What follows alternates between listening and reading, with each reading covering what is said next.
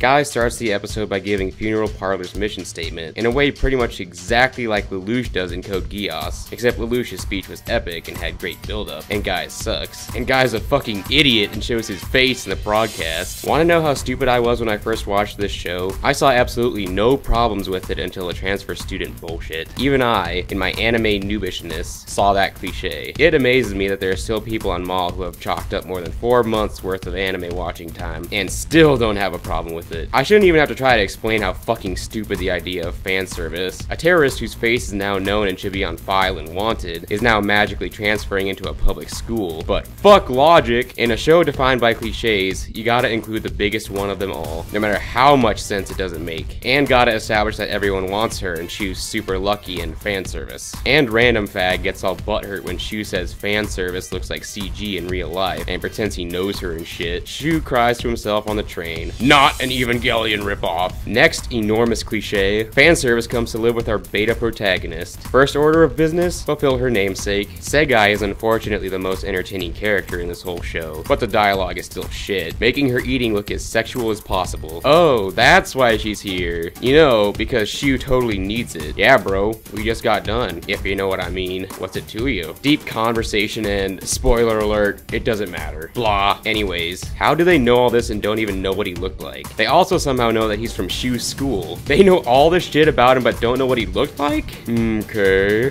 So here, Guy's power of bullshit is going to progress the plot. No, Guy, you wanna know what's convenient? Your Deus Ex Machina power, which, let me remind you, will never be explained. Dude, Shu doesn't value shit. Okay, here's more bullshit. Voids can only be drawn from characters that are in the stereotypical anime age range. Why this is never explained and doesn't make any fucking sense. Unlike how only people born after Second Impact and Neon Genesis Evangelion can pilot Evas. They throw in some bullshit technobabble to make it sound intelligent, but it's all a big steamy load. And now we get down to what this episode is really about, ecchi shenanigans. Of course, he leaves his hand there for like a full 10 seconds, and Hade, I mean boobs, is all, I want his dick. The best part is that it takes like 30 seconds for the girl he groped to freak out. So they toss in another rule that makes Shu have to look into people's eyes to pull out their voids, to emphasize the fact that he's super beta and shit. We're not talking about fucking conversations here, bro. And it doesn't seem you've had problems making eye contact with everyone up to this point. He can apparently look between their eyebrows instead, and it still works. And commence rape montage. And of course, nobody happens to see this shit when it goes down. We see a lot of stupid voids, and it's impossible to take seriously whatsoever when he pulls out a refrigerator. Now the hooker explains that voids are reflections of people's hearts and pseudo depth and shit. It's a huge excuse for actual characterization. So what's up with the guy with the refrigerator? Is he a fat ass at heart? Shu, in his infinite wisdom, directly accuses the guy they're looking for, who's supposedly his friend, rather than just trying to pull out his void. Fucking retard! Shu exhibits more retardation by stopping Inori from shooting Yahiro, who literally just said they weren't friends, and they never were good friends to begin with. Holy fuck, this conversation is retarded. And the best part? She fucking listens to him and doesn't kill him. He's a fucking threat to their whole operation and... fuck.